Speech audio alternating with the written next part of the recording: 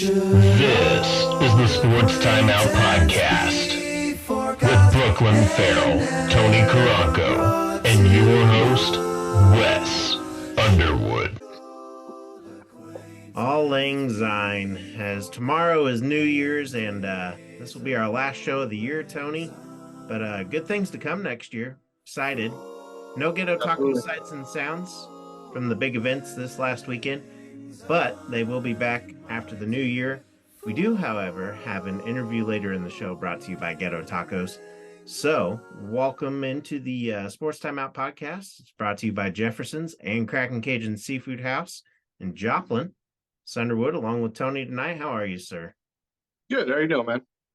Good. Really good. Excited about these new hats that I got out there. We might be starting a Sports Timeout podcast line. I'm excited about that. Got some more ideas up the sleeve, but yeah, pretty impressed with it. I don't know why I don't have one yet, but yeah, I know. I need to get you all one. I got to talk to Brooklyn too when she comes back on. What's up with the shirt? I like it. Thanks, dude. Got it for Christmas. Nice. I like that. Is that one of those jackets? Yeah, it's really more. It's not really a jacket, but it comes with like a hoodie. It's awesome. I think I actually got one of those too. I'm not gonna lie. Yeah. Mine's black and white. Oh, yeah. All right, we'll get to it. End of the year here. First up, we'll talk NFL and lots of football with playoffs happening here, but we will open up with the news of the Broncos coach and Coach Nathaniel Hackett being cut after an embarrassing loss to the Rams and Baker Mayfield giving them a massive blowout. I mean, Tony, you said earlier this week that it was long overdue for this coach, and I mean, I agree.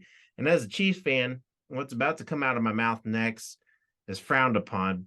But before I go here, I'm naming teams with coaches on the hot seat as we start here. And Dennis Allen with the Saints, I think they're on good terms. Some things came out there, but he is on the hot seat apparently, according to some articles out there. And despite a 6-9 record, though, this next guy, Todd Bowles in Tampa Bay, I mean, he's in first place in the NFC South, so I don't really think that he's going to be on the hot seat quite yet, but they've got him on there. And then the Bears head coach, I give him one more year. They've got a lot of injuries. And then Stefanski with the Browns, 25-22, 1-1 in the playoffs with Baker. Hasn't had a playoff appearance since 2020 when he started.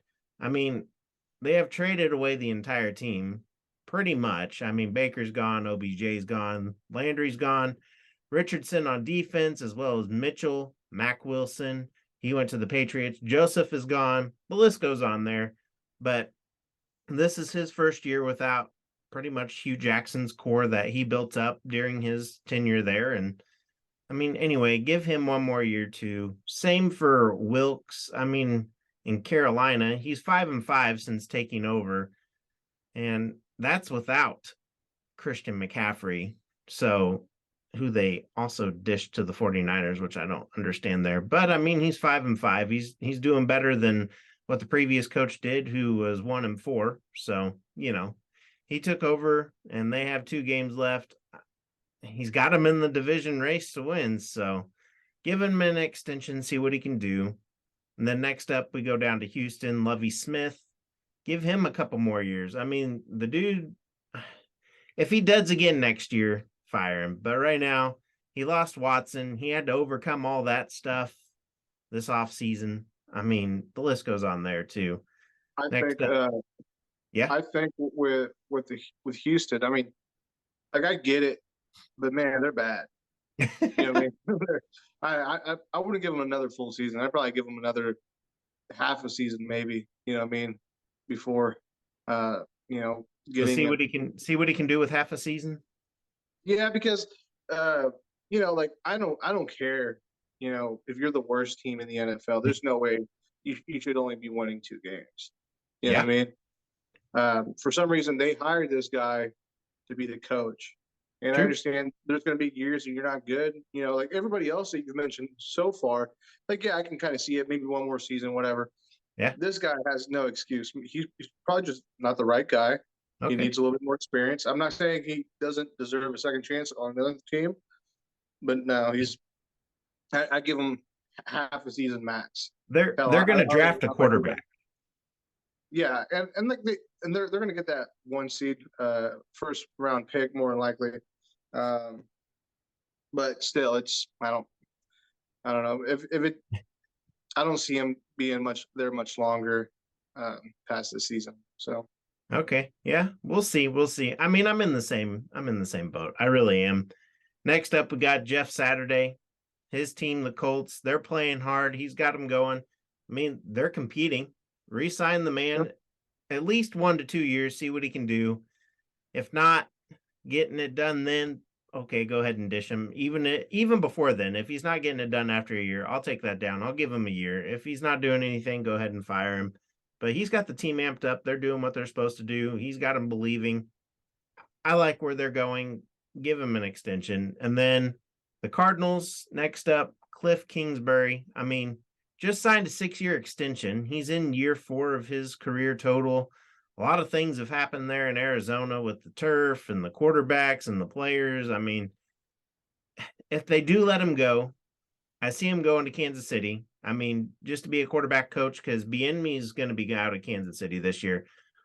Bieniemy is either going to get fired or they're going to find someone for him to get a head coaching job somewhere. Out of all these teams, I mean, he's going to end up somewhere.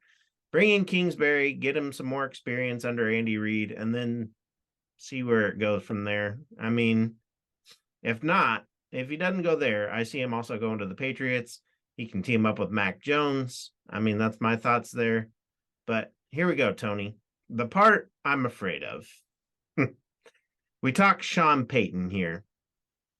And the Broncos, the Colts, the Chargers, oddly, which is really weird because I like their coach, and Arizona, and a return to the struggling Saints. Those are the teams on the table right now for him.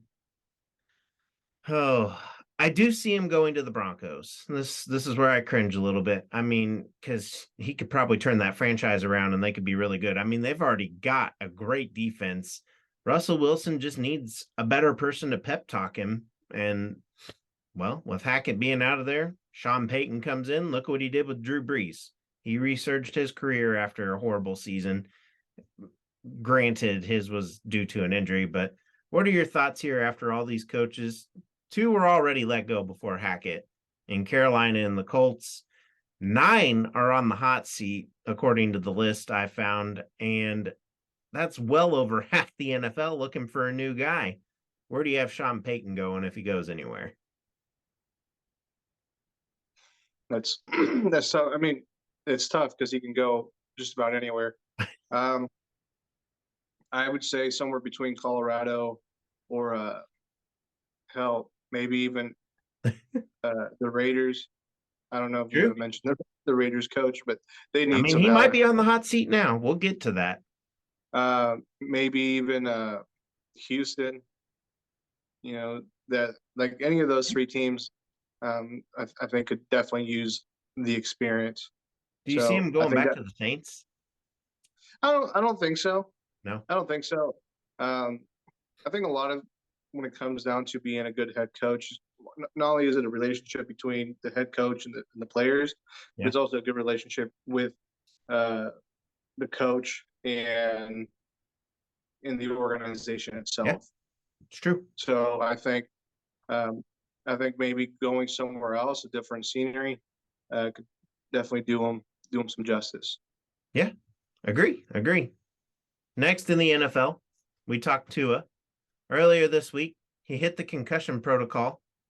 It's kind of an unforeseen sight there, but the Dolphins are fighting for the 7th spot, though.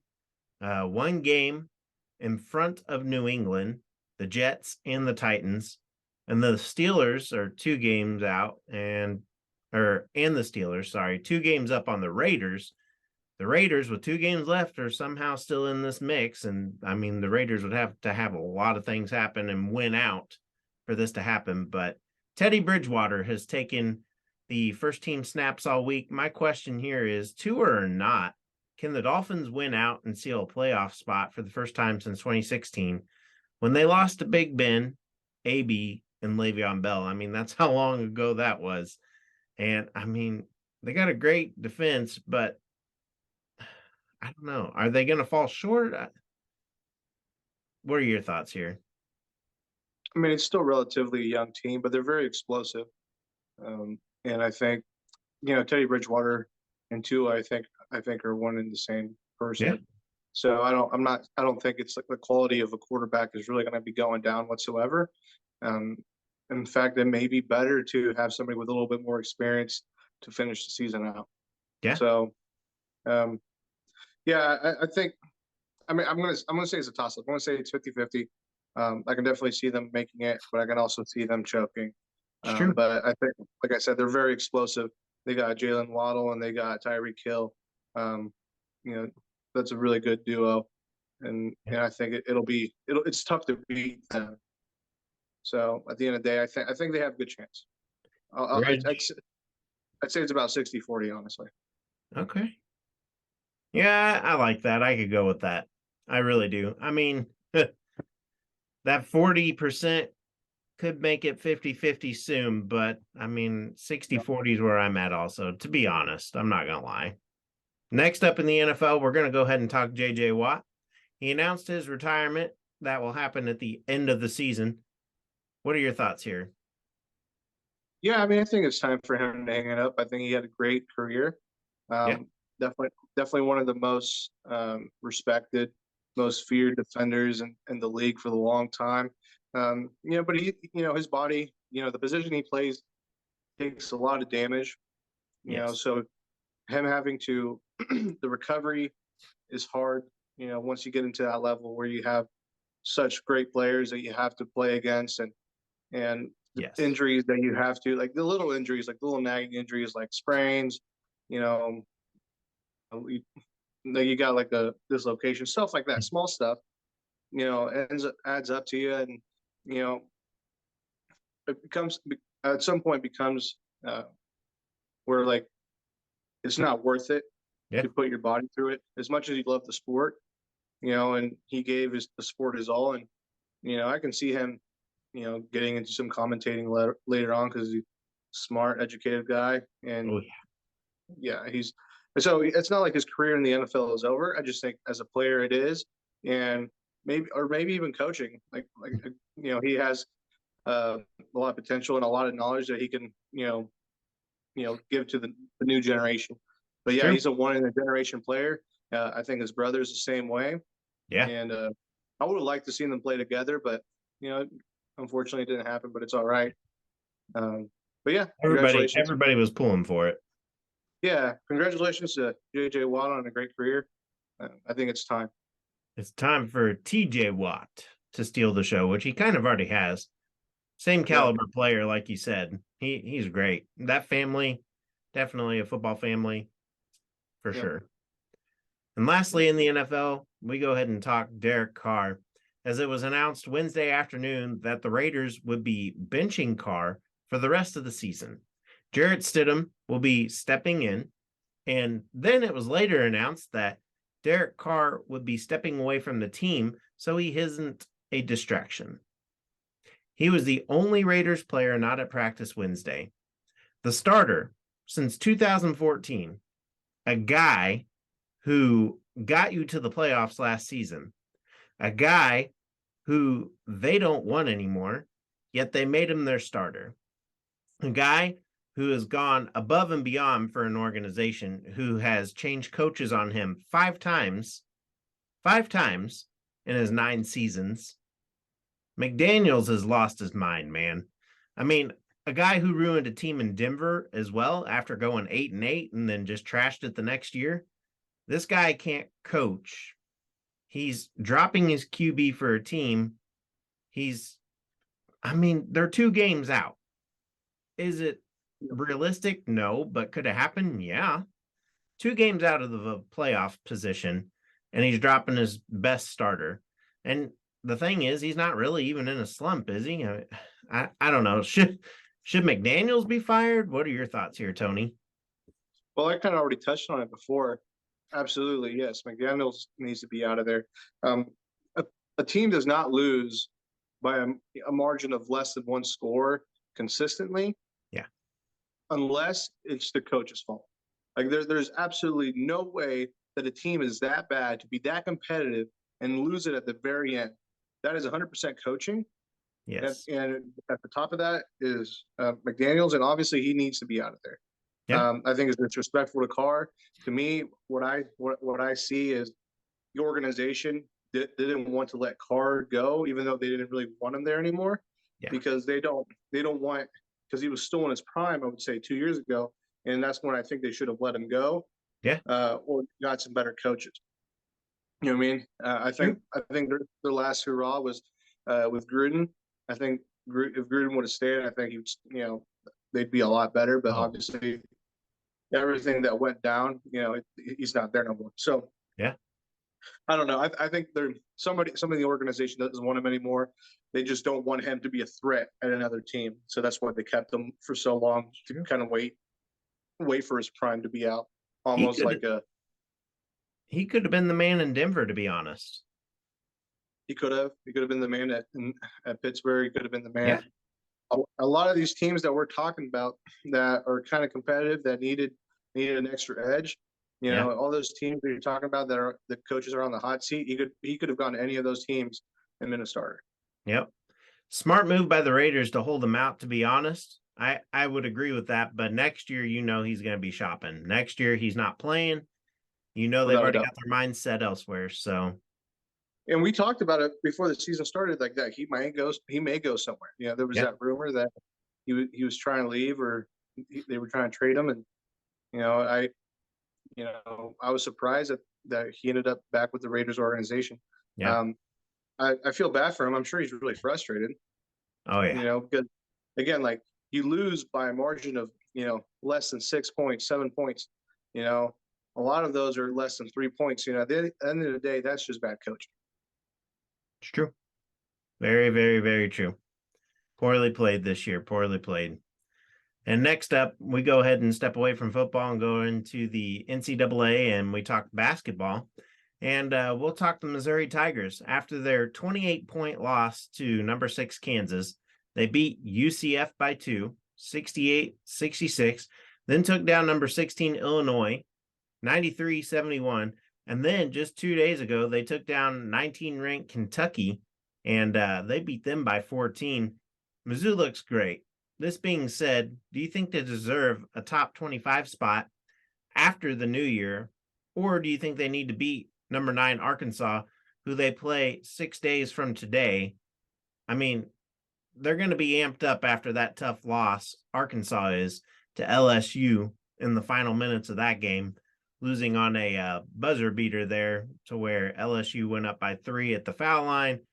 Arkansas shot it and was just off from tying it to go to overtime, but couldn't quite pull it off like the football team did.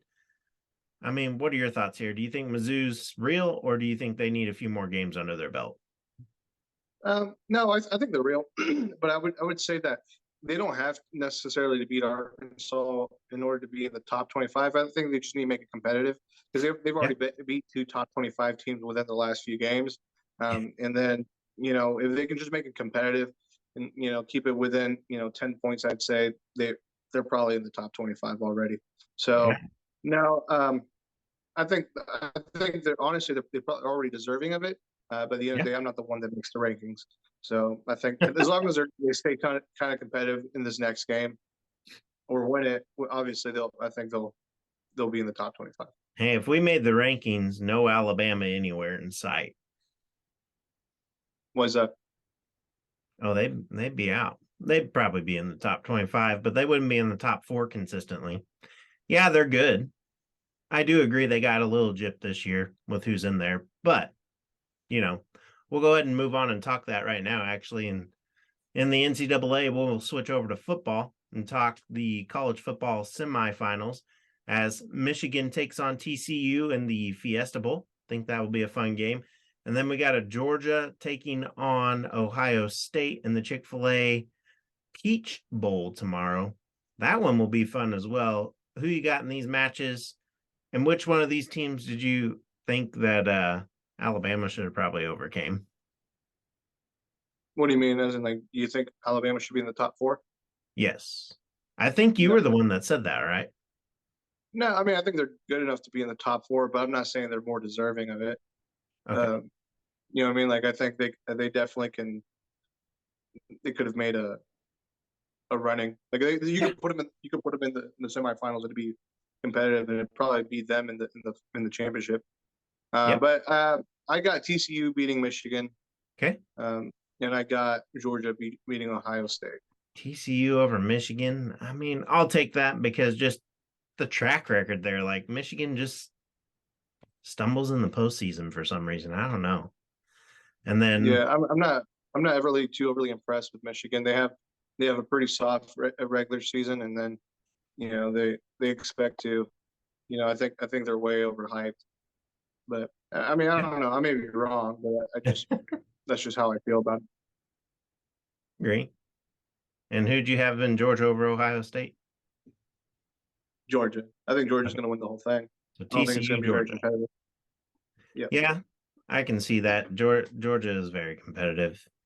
And if Ohio State gives them a run for their money and comes out of nowhere, I mean, I can see that too, but I agree. Georgia, TCU. Georgia for now. Next week, let's talk about the national championship after we see the teams that are going to be in there and how they played this weekend. So, yeah. Alabama plays K-State. yes. I think that'll be a fun game to watch. Oh, yeah. No doubt. Hope K-State wins just for their sake. I think K-State has a chip on their shoulder. I think they're definitely gonna take it to them. I'm not gonna say like I think they're gonna win. I think the odds are definitely in Alabama's favor. Yeah. But TCU, K-State is very, very competitive, and I can see them upsetting them. Like it wouldn't surprise me to see an upset. No, I agree. Well, on that note, we will now head into the local sports update brought to you by Trackside Burgers. They are open at 1515 West 10th Street in Joplin.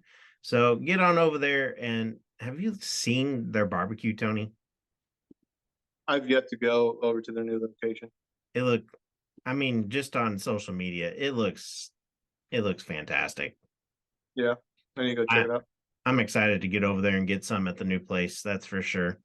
And in our local sports update, the Neosho Holiday Classic began Wednesday, and today will be the conclusion of that. So we'll keep our eye on that. I didn't figure out who won, so I apologize for that. But we will put it on our page here a little bit later after the show. And then Webb City hosted the 12 Courts of Christmas. That was fun to see. I also got a chance to catch up with current Joplin athletics athlete, but former Joplin football player as he is graduating this year, and wrestler Draven Vangilder to ask about his unique experience in the Tiki Bowl in Hawaii. Take a look at that. And I bring in Joplin football first team, Class 6, All-State, All COC, All SWM FCA. I got to take that slow there. That's a lot to digest.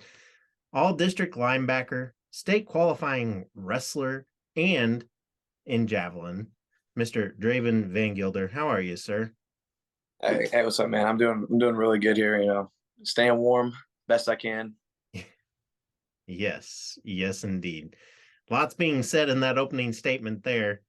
And I'd like to name a few more before we officially get started here, if I may. But you also were an academic all-state along with your brother, Drew. You earned a team captain spot last year, ending the season with 148 tackles and 4 forced fumbles. You ended your high school career, not entered. That'd be pretty cool if you entered with this many, though. 173 tackles, and that led Joplin all time, I believe, and that was in your junior year. All that being said, what did the last 4 years mean to you, knowing you left a pretty good mark in football? That's a good question. I've thought about that. I left, the locker room, filling my stuff in, thinking about the type of impact I made. It just feels good that, to accomplish that, to have those accolades, it's funny. Not a lot of people, honestly know about the whole tackle record thing, which I mean, but I love to just sit there and think, hey, I did that. And I'm hoping that I've set a nice standard for, incoming football players in the Joplin High School. That's a pretty tough standard too. I mean, I know that's one of the things that you guys have had a quote of was raising the standard. And I mean, you guys did that, your class, and then a few classes before you. I mean, every year it's just getting better and better, whether it's defense, offense, but I mean, things have just gotten awesome in Joplin. And now with Coach Rod stepping out over in Webb City, I mean, it's Coach Jasper and Coach Guidey and Carthage that are the big names now. Never thought I would get to say that, but I mean, it's kind of a good thing and kind of a sad thing too, because I mean, Coach Rod's been around forever. I have much respect for that guy. And, but Coach Jasper and Coach Guidey, I'm excited to see what they have in the store now. But I ended that last question with leaving your mark in football, because you're also a wrestler. You're currently 7-2 this season. You finished last season 18-9, pretty successful in that sport as well. What's helped motivate you to keep grinding it out in wrestling and football with the toll it takes on your body day in and day out? So, man, really. So I'd like to start with wrestling. Wrestling is just, it's very, very physical, but as well as mental, as well as a really big mental part. So I think my mentality of just wanting, this wanting to win in wrestling, it keeps me going. And it's also it's that one-on-one battle we got. You're one-on-one against this other guy, and it's just who wants it more, in my opinion, is going to win, right?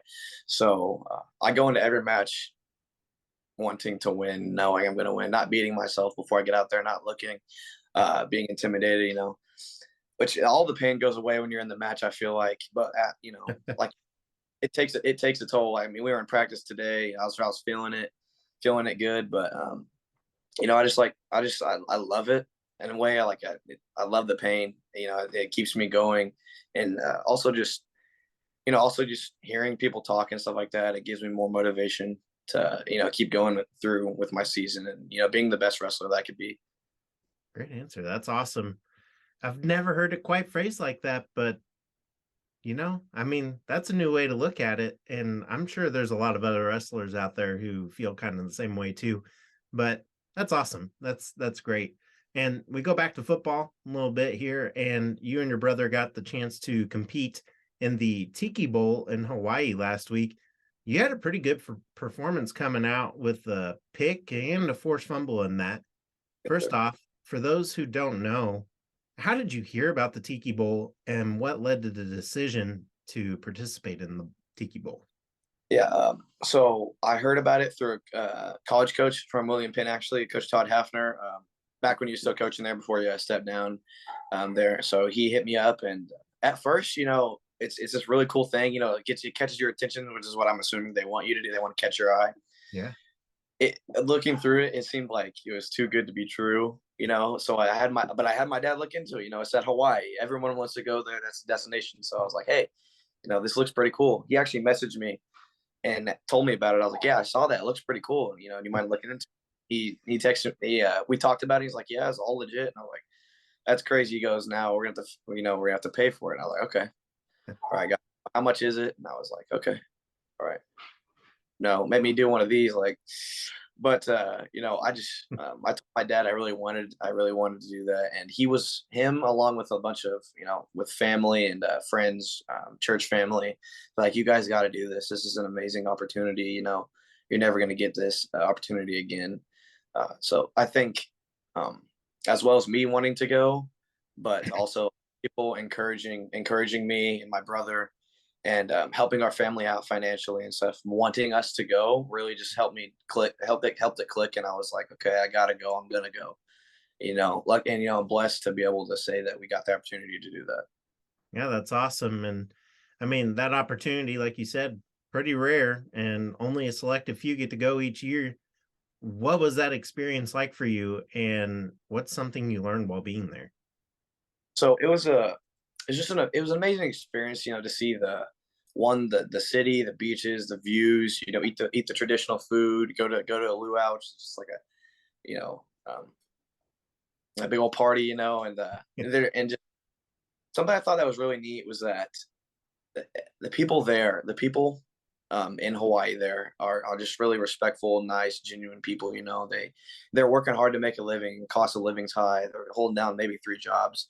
Yeah. It's amazing to see the love and just the culture of the people, and also just seeing for the people that do like appreciate the sports around there. They just they have a love for it, that I feel like that some of us may take for granted. So I thought that was just amazing to see, and just the experience overall. I got to meet new people from all around the U.S. I got to make new friends. Like I got guys I'm still talking to from the Tiki Bowl today, and man, it was just a good opportunity to bond. See there's diversity on the football team and stuff like that. So it was good to bond and see different types of views, different levels, I guess. Guys who had a lot of offers, guys who had no offers, but it's just cool to see the mentalities throughout. I'd say the opportunity, the adventure as a whole was just, it was kind of surreal and just an unforgettable experience. I talked to a couple of guys there. I talked to I actually did like an interview there, and I told the guy that's just like, everyone, it's an opportunity I want everybody to have. Like, cause when you're there, it almost doesn't feel real. Yeah. Just how it is. And it was crazy to, be up there sitting on top of a mountain playing a football game, looking down at the beach and everything. So I think it was an amazing experience, and I'm so grateful. That's awesome. That's awesome. And you mentioned other players getting offers and stuff there. Have you received any new offers since the game? No, sir, I've not. But our offensive coordinator at the Tiki Bowl, I believe, he actually hit me up after the Tiki Bowl and said, "Hey, I want you to come see our campus." So that could potentially turn into an offer. I'm not sure yet, but I'm going to see where that goes. And will that be for the Hawaii? Oh no. So the coach that sent me the info, he's from a college named St. Ambrose. Okay. It's not in. I don't think there weren't any. Okay, I know there weren't any coaches from like the University of Hawaii there. Yeah. Maybe you're not coaching us, but I mean, you never know who's watching. So, yeah. Awesome. And all right. Well, last question here. Do you have a New Year's resolution? If so, what is it? Really, I'm not sure how I feel about New Year's resolutions, because people, it's just from the way it's perceived and everything. But I'd say I do, honestly, and it's just to be like a better version of me, to be a better person. Honestly, just like, I guess on a personal level, to be just slow to anger, and just be more, just want to I guess be the best. Yeah, I guess just to be the best person. Awesome. So I got a lot of thoughts going through my head with that question. Yeah, there's a lot to think about there too. I mean, at the beginning of the year, the end of the year, everything's just like boom. So, well, congratulations on everything. Good job in the Tiki Bowl, and great season last year. Best of luck to you in wrestling and javelin this upcoming season. So we'll see you later, and thanks for coming on. Sounds good. Thank you so much. Yeah. Great stuff from him. Can't wait to see what his future has in store. Good interview there. We look forward to him coming on maybe later in college or down the road. And on that note, we'll finish out with a 2-minute warning brought to you by Hot Stone Pizzeria. And well, they're the winners for best pizza in the 4 states. So go grab one for tonight or tomorrow.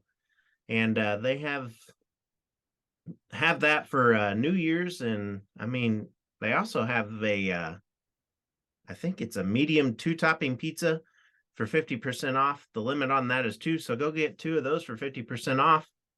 I mean, that's a good deal. Two topping pizza for the price of 1. Yeah. No joke. But that's their December special, and that ends tomorrow. So on that note, go get one. And we only have one event here this week, That's tonight at Liggett and Platt at 5:30 as the MSSU women's basketball team takes on 0-11 Illinois Springfield. Who you got here, Tony? Repeat the question. Sorry. What'd you say? At Liggett and Platt tonight, MSSU women's basketball takes on 0-11 Illinois Springfield. Who you got?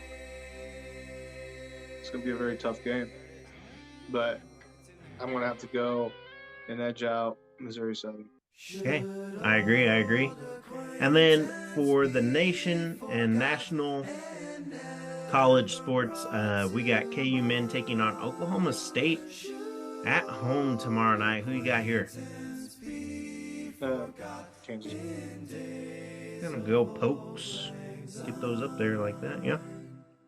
Of course, all these games and events are pending the weather and the current fluid COVID-19 situation, so tune into each team's social media pages for times and updates of these events. And while the music is continuing to play, it's the end of another episode for this year. For Tony, Brooklyn, and myself, have a great and safe new year.